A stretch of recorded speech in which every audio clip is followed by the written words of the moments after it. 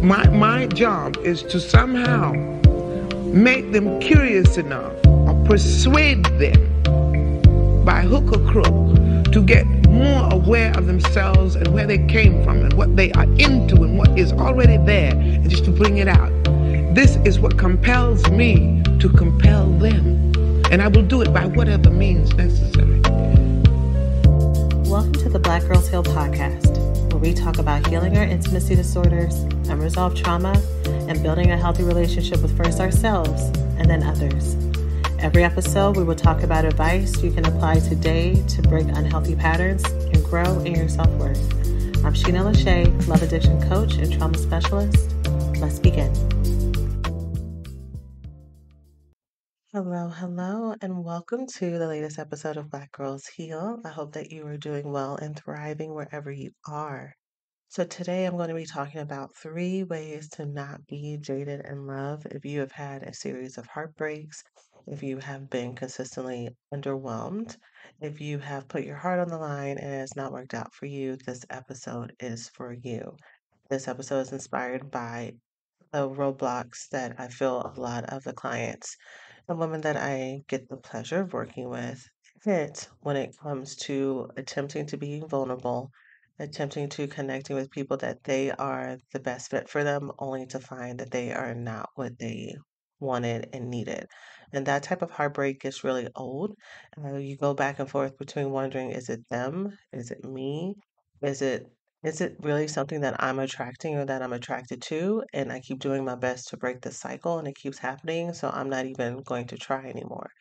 And it can make you want to give up on the process and give up on just really having that hope.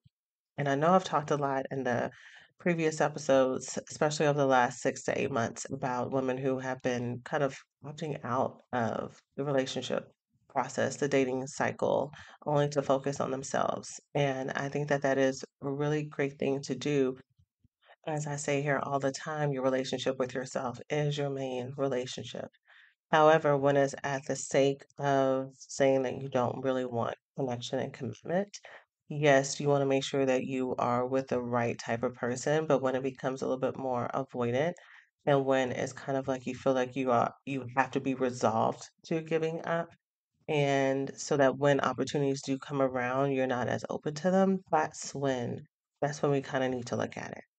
That's when we kind of need to look at, okay, is this me being jaded and disheartened? And is this coming from a place of trauma? Speaking of the trauma that we're here to solve, the trauma that we're here to solve is not only childhood relational trauma, but it is from the remnants and the PTSD and all of the other things that heartbreak as adults can give us. And so, in this episode, I'm going to be talking about 3 ways to work through that jadedness.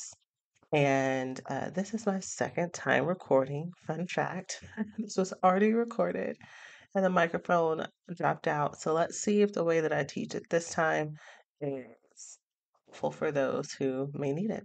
So let's go ahead and jump on in. Thanks for listening to this week's podcast. Before we get started, let's take a small break to say thank you to this week's sponsors. Attention to all my proud plant parents. It is time to give all of your plant babies the best nutrition you can, starting from the bottom up, and that starts with the best soil to help them grow happy, nourished, and strong. Coast of Maine is an organic soil brand that is approved for organic growing and has been sourced from ocean waters and farms for over 28 years. With a full range of products that support every garden and lawn, Coast of Maine products are made to restore roots to the natural world.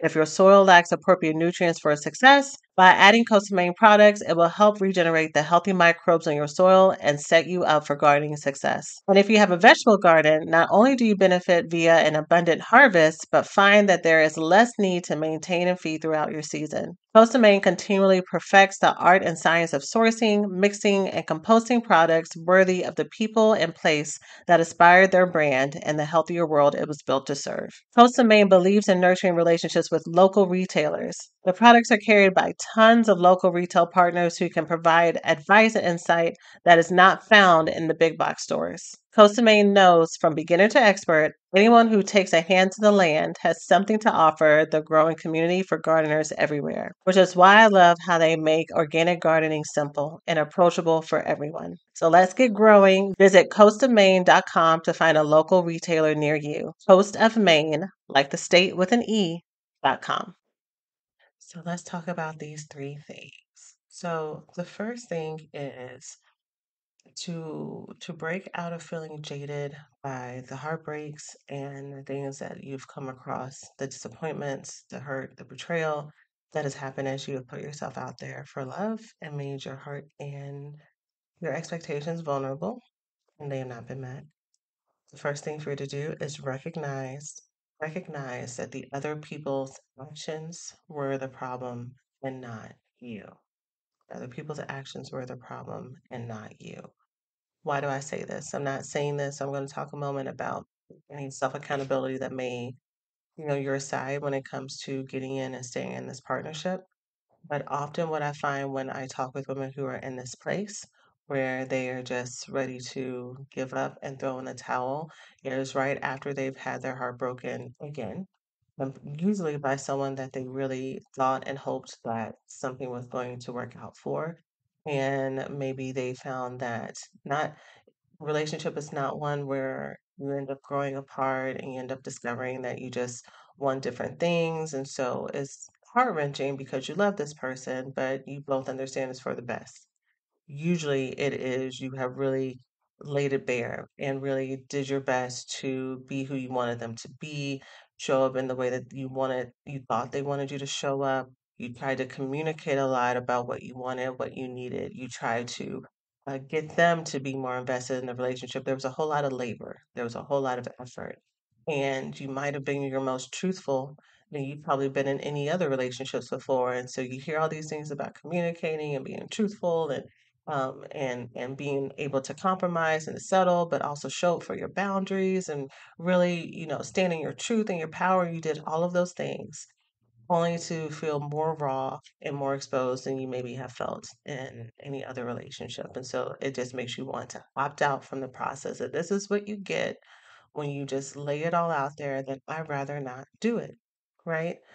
And so when I say that the is, um, other person's actions are the problem and not you, when women are going through this experience, they tend to think that if I did all this and I still wasn't enough for this person to choose me, for them to apologize, for them to give this relationship a chance, for them to try to put an effort a little bit differently than they have before, for them to see the treasure and the gift that's in front of them, the joy I bring, the happiness I bring, the problems I solve, the peace I bring. If I am all of this and it still wasn't enough, then I must be the issue. And sometimes this is said out loud, and sometimes it's said in your heart and said quietly. It's the part that you don't say out loud to other people. So you start to think, okay, if I'm just going to get dejected or rejected at the end of the day, then I'm just not going to do this anymore. It's not worth the heartbreak. It's not worth the risk. If these types of things, this type of love just doesn't work out for me, or the type of people that I want don't want me back, or love is something that's only temporary and only ends up in infidelity, or fill in the blank for whatever story that you may be following. But here's the thing: the reason why the issue is their problems and not you is because if you were doing all the things that I just said, you were communicating, you were asking for what you needed, you were being very vulnerable about where your feelings were, what you wanted from them, what you needed.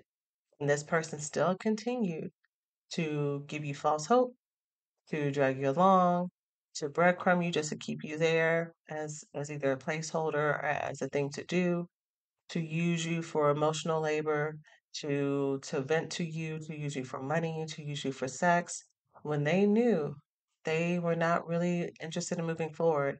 That is on their part. That's not that you didn't do enough to break the spell of their avoidance.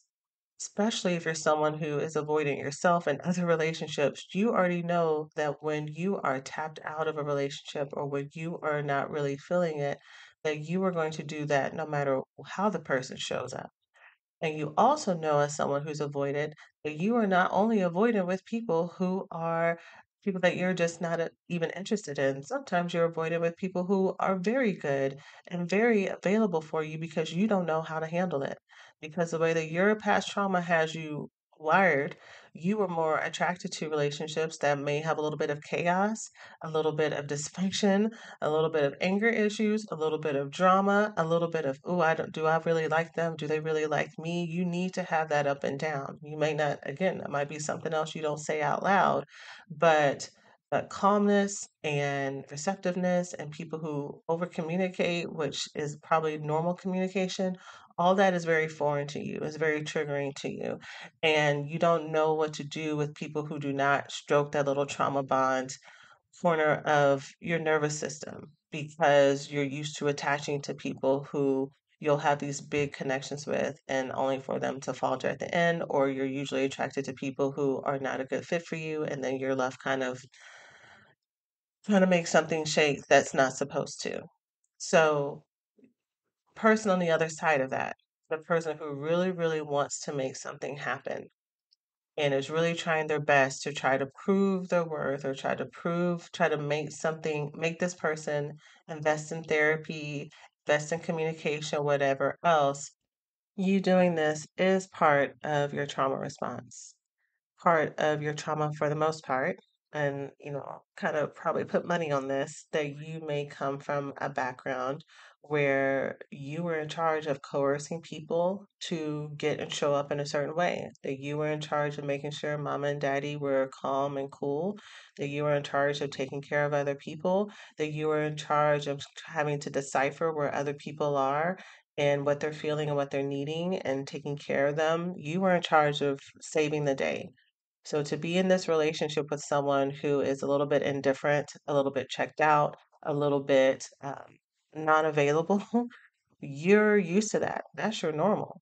So when someone comes to you with these types of vibes, you don't read it as danger. You don't read it as disinterest. You don't read it as a red flag. You read it as, well, this is just where we are right now. And there are all these other really good things that are happening. They're telling me these nice words, even though they're doing these actions or not doing these actions.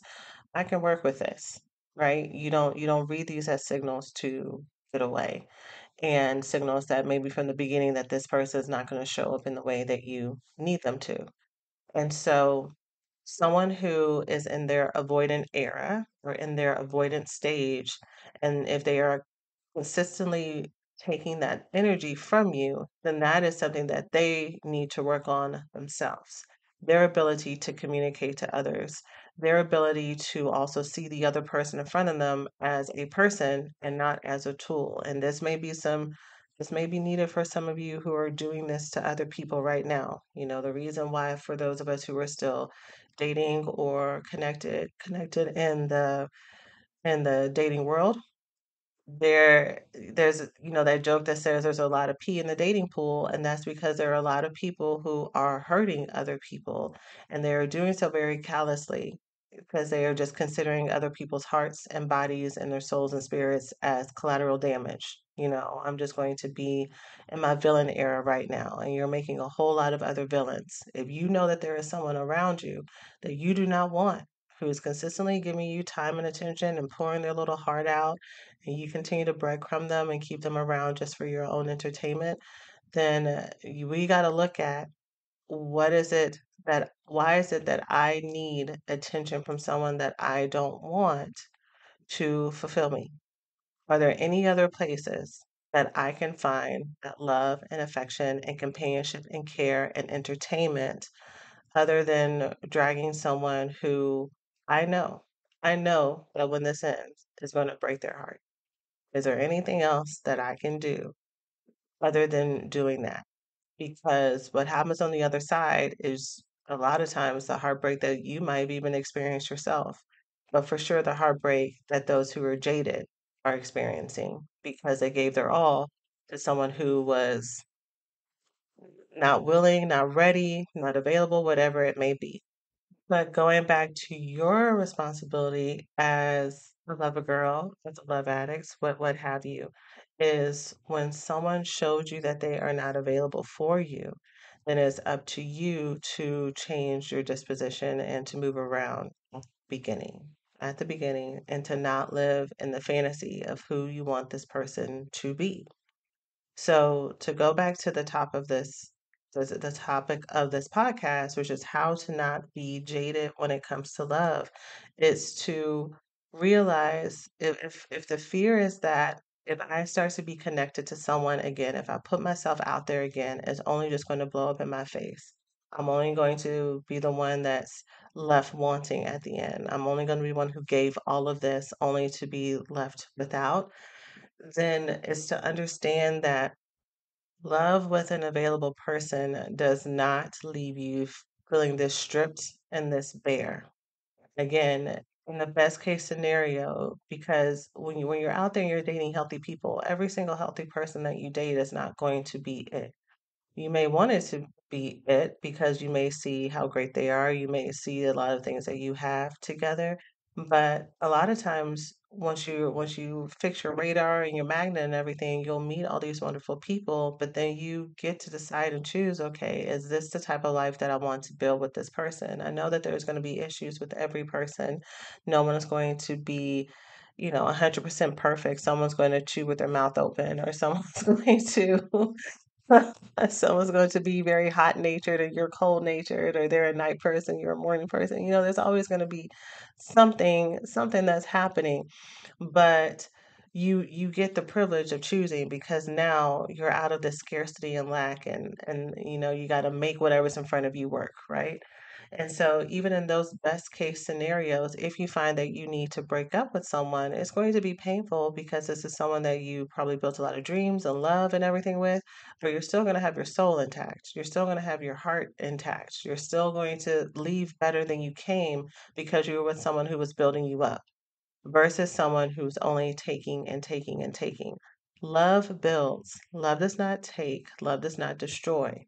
And so if you're in any type of relationship that is making you feel more depleted, more empty, more self-doubtful, more scared, more anxious, then you might need to consider, is this actually a relationship that is built on love, or am I building this on fantasy? These types of questions and roadblocks that you're hitting, especially if you're already a listener to the podcast, these are the exact reasons why it's really important for you to come to the outside resources and classes and workshops that I have, because just talking about these here is not always enough. You really need to know how to apply the what, knowing that there's a problem. The what is that I keep picking the wrong type of people. When I am in a relationship with someone, it's really hard for me to get out, and I got to stop doing that. I really need to learn how to remember myself, and I really need to learn how to remember my standards. So you're most likely very clear on the what, and it's the process of getting out, which is the problem, and that is why I have these master classes. That's why I have these workshops. So I'll be talking about the most upcoming one at the end of this. So just keep that in mind, that getting outside help with these things is okay. It is okay to get help and support to break these cycles, especially if you've been trying to do it on your own, and especially if you're starting to feel resolved to just have to give up. Because I don't know about you, but anytime I've tried to suppress a desire, it doesn't go away. It just kind of sits there, ruminates, sometimes comes out sideways, sometimes comes out with a vengeance when I've been living in deprivation from it for so long because I haven't been nurturing it. And so when I go out there try to fulfill it, I kind of go overboard, which is also something I see a lot. Women who will go through these cycles of just opting out of dating relationships, believing in love, only to, once they put their feet out there, put their toe out there again to try, they end up getting the same situation, if not worse. And so breaking these cycles, getting support to break these cycles is really important. Hey, we hope you're enjoying the podcast so far. Let's take a quick break to say thanks to this week's sponsors. This show is sponsored by BetterHelp. If you had an extra hour in your day, how would you spend it? Would you find a way to spend it taking care of others, or would you do what can be the hardest thing for us to do sometimes, which is invest it in ourselves? Therapy is one of the best ways you can practice self care with a healer that gets it. As both a therapist and someone who regularly attends sessions with her own healer, I know full well how vital a connection with a trusted professional is to help you on your way. If you're thinking of starting therapy, give BetterHelp a try. It's entirely online, designed to be convenient, flexible, and suited to your schedule. Learn to make time for what makes you happy with BetterHelp. Visit betterhelp.com/BGH today to get 10% off your first month. That's BetterHelp, HELP.com/BGH. As our country continues to grow and make new meaning of the intersection between current and historical events, it is so important to stay connected to the voices and the leaders who are influencing what progress, connection, equality, and truth mean to us as Black people. The next generation of influential Black voices can be found on NPR's new collection, Black Stories, Black Truths. Black Stories, Black Truths is a celebration of Blackness from NPR. Each of NPR's Black voices are as distinct, varied, and nuanced as the Black experience itself. In the Black Stories, Black Truths collection, you'll hear stories of joy, resilience, empowerment, and creating world shifting things out of struggle. Every episode is a living account about what it means to be Black today, told from a unique Black perspective. From Bobby Shmurda to The Wire, Michelle Obama to reparations, there's no limit to the range of Black stories, Black truths. Black perspectives haven't always been centered in the telling of America's story. Now they are the story. In NPR's Black Stories, Black Truths, you'll find a collection from some of NPR's best podcast episodes celebrating the Black experience. Hear a feed of episodes from across NPR's podcasts that center Black voices. It's NPR Noir. Turn on NPR today and hear a range of voices as varied, nuanced, and Black as the country we reflect. Stories should never be about us, without us. Listen now to Black Stories, Black Truths on NPR, wherever you get your podcasts. Learning to optimize my health according to my cycle and hormones has been so important to my overall health and engagement throughout the day. As I've worked to regulate my body, having nature inspired health options has been key. Happy Mammoth, the company that created Hormone Harmony, is dedicated to helping women's lives easier. And that means only using science backed ingredients that have been proven to work for women. They'll make no compromise when it comes to quality, and it shows. Hormone Harmony contains science backed herbal extracts called adaptogens. Now, here's the beauty about adaptogens they help the body adapt to any stressors, like chaotic hormonal changes that happen naturally throughout a woman's life. And though for more than just menopause, Hormone Harmony is great for any horrible menopausal symptoms that put a woman's life on hold, like hot flashes and night sweats, raising thoughts and low moods, poor sleep and feeling tired all the time, occasional bloating and gas, and lower sexual desire. Yes, Hormone Harmony can help with all of these things. And the biggest benefit, feeling like myself again. That is what women mention over and over in their reviews. And there are over 17,000 reviews for Hormone Harmony. For a limited time, you can get 15% off your entire first order at happymammoth.com. Just use the code BGH at checkout. So let's talk about the second thing for you to do when it comes to stopping feeling jaded when it comes to love after heartbreak is to check your sources. Check the sources that you are using for solace, for comfort, and that are helping to shape your worldview. So I've talked before about how it would be very beneficial if you're someone who's looking to build healthy relationships. And if you're someone who's active on social media or depending on the TV shows and things that you watch and things that you may even be listening to, that would be very helpful for you to either fully eliminate or completely or very much decrease your access to images that have people who are in dysfunctional relationships, people who are going back and forth with drama, with infidelity, with people who are non communicative, with people who are dragging their partners through the mud, embarrassing their partners, with people who are just having these half assed attempts in relationships. As much as it may feel really comforting to see other people who are going through the same thing, it's also really shaping what you see in your worldview and making you feel as if this is what everybody's experiencing. And the good news is that everybody is not experiencing that. While on some level, for some folks, that might be kind of painful because it's like, well, why do they get it and I don't? Or it may be easier to believe, well, everyone doesn't have a really good relationship. That's just what people are saying for the gram, or that's just what people are saying, for social media. It doesn't actually exist, but it does. It does. And, relationships are not always perfect and fairy tales, but there are people who are not having partners that make them cry all the time and make them feel not enough and make them feel as if they are an option instead of a priority. That does absolutely exist. But if those are the types of relationships that are in front of you, then you're going to start to think that that's normal.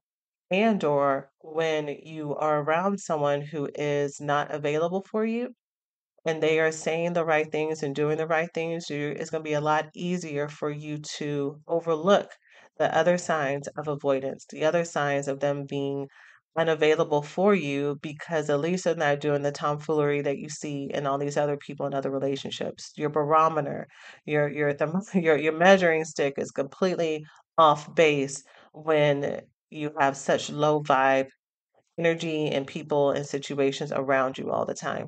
Um, you are already starting off at a negative in a lot of ways. So that's one source that I've talked about already on the podcast. Another source, and this is where I've had to take my own advice here, and I didn't even realize that this was happening. So I have done that already. Y'all know I love my social media. I love my TikTok. And so I had already cleansed my algorithm and my For You page and all those things on all my social media sites where I don't see any of that stuff. I don't know any of a lot of the viral fights and everything that happen unless someone happens to come on my timeline that stitches an event that happens and they're doing a think piece about it or something like that. That's where I might get hip to a lot of drama and things that are going on, as in pop culture. So so that means on my timeline, when it comes to relationships, the things I mostly see are really happy couples who are in love, doing sweet things together, really being very communicative, people who are just happy and at peace. And one group of people who have been happy and at peace are women, ironically, to this podcast, but actually maybe not so ironic, are women who have said that they are opting out of dating altogether and they are really choosing to focus on themselves, especially women who are heterosexual or women who date men. They have decided to just opt out of that and just choose themselves and choose intentional singlehood to reclaim themselves and reclaim their lives and to build a life that they want. And so I have curated my algorithms to peace, happiness, and joy. So seeing these stories and seeing these women's experiences has been really great for me. I'm all for people living their best life and feeling love and living in abundance and prosperity. Yes, give me more of that. Give me more of those stories. What ended up happening as I got more of those stories is I started to think that this was the norm for women here. I know for sure I've said this at least in one or two episodes, at least, if not a few more, that over the last, what, 6 to 8 months, I have thought, I have thought, I'm here on this podcast to teach women who are love addicts and love avoidance how to heal from intimacy disorders to the trauma that causes their intimacy disorders to make way for healthy love in their life. Of course, starting with themselves, but the goal is to help you make way for healthy love. And so you're breaking up with people who are not good for you. You are changing the patterns in your relationships. You are choosing better partners. You're learning how to be more available for the partners that you have. That's what we talk about here, right? We're going into no contact from people who have never deserved us in the first place and dealing with the grief and stuff that comes with that. And we are changing and healing from the inside. That's just what we talk about here.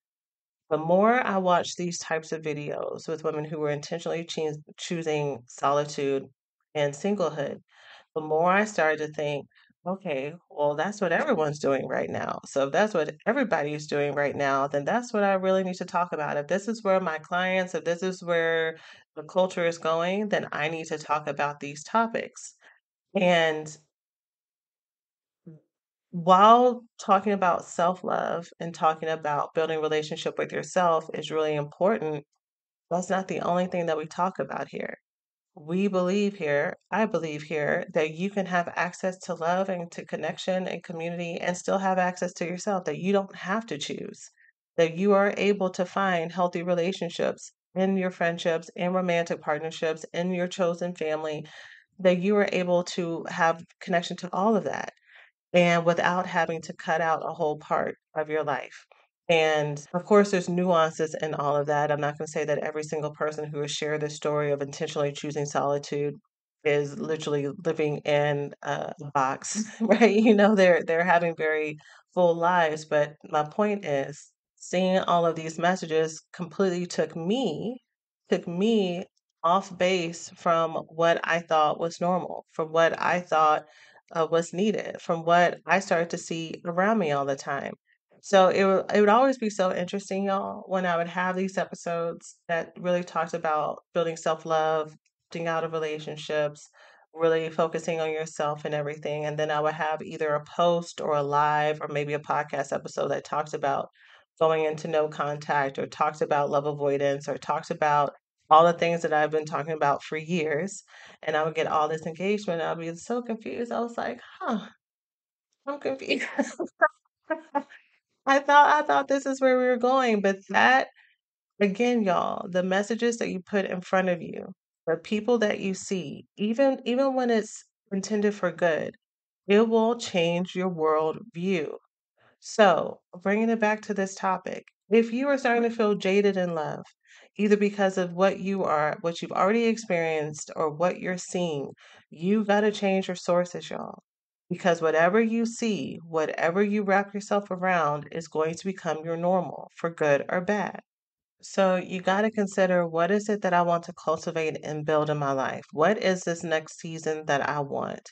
Do I want people who are hopeful and optimistic when it comes to love and relationships? Do I want people who can show me what it looks like to be in connection to someone and have them actively choose you back? For people who are able to communicate, to work through communication issues, do I need to learn about what it looks like for different attachment styles to come together and connect without having to always break up?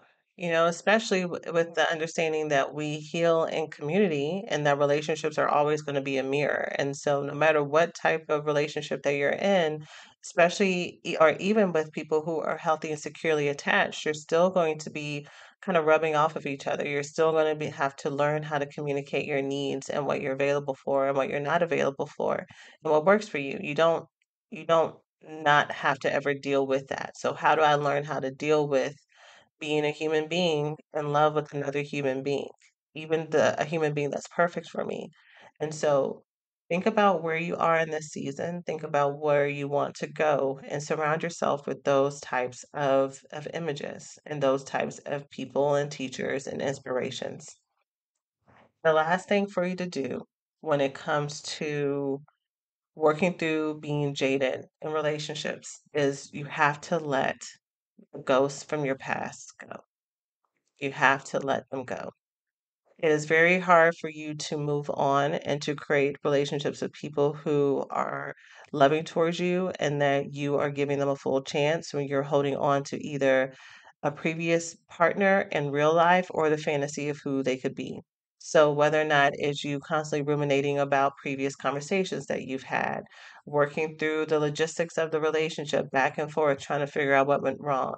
If you're someone who tends to daydream and have fantasies, especially to help you get to sleep and help you slumber, and that's kind of your nighttime ritual. If you're consistently ruminating about this relationship and replaying the highlights and replaying conversations right before you go to sleep, you are still in relationship with that person. Even if you haven't ever talked to them for months, for days, for years, you are still in relationship with that person. And even worse, you're in relationship with a person that doesn't exist. You're in a relationship with the highlights, with what you wanted to happen that never happened in the past, And that's a very not only impossible standard for anyone in real life to give you, but also it's an impossible standard for you because you end up feeling empty on the other side of that. You know, you play the fantasy or the thought or the dream all the way through, but that person isn't real. And so you're still left with the pining, you're still left with the yearning, you're still left with the craving for this relationship and this person that you can't actually touch. And so I'm all about imagination and I'm all about visualizing what you want, but we want to make sure that we're visualizing things that are available for us. We want to call in good, healthy, new energy, not energy from the past that is stagnant, energy that we know has harmed us before. And so, whether or not that means not just stopping the fantasy that way, but going into no contact with someone that you're trying to call quote unquote friend when actually you want this friendship to turn into something more. You want this friendship to be a relationship. You want them to say, I'm sorry. You want them to break up with whoever they're with. You want them to, you might even want them to stay exactly where they are with whatever relationships they're in, but you're kind of using them for attention. You're using them for validation. You're using the fact that you know they still have feelings for you to fill a little bit of your cup. We need to detach from that being a source of our validation and shift our focus, shift our energy to coming from places that are full, healthy, and whole, because those are the types of relationships that we want to have. Okay. So that is it for today's episode. I hope that you found it helpful. Again, I will be hosting the masterclass, How to Not Be Duped, Deceived, and Gaslit into thinking that they are the one, 4 steps for love addicts to pick better partners. And that is going to be next Tuesday on April 30th at 6:30 p.m. CST. I can't remember if I said it in this version of the podcast or in the other one that I had to re-record, but I actually had to reschedule it. It was supposed to be for tonight, but it's next week. So next week on April 30th at 6:30 p.m. CST. Obviously, it is online and you can join me live for the teaching and ask questions and share as we are going. So you can join by going to blackgirlsheal.org/masterclass. Again, blackgirlsheal.org/masterclass. And I look forward to seeing you all there. That's it for now. I'm sending you all so much love. And as always, take care of yourselves. Thanks for listening to this week's podcast. Before we get started, let's take a small break to say thank you to this week's sponsors.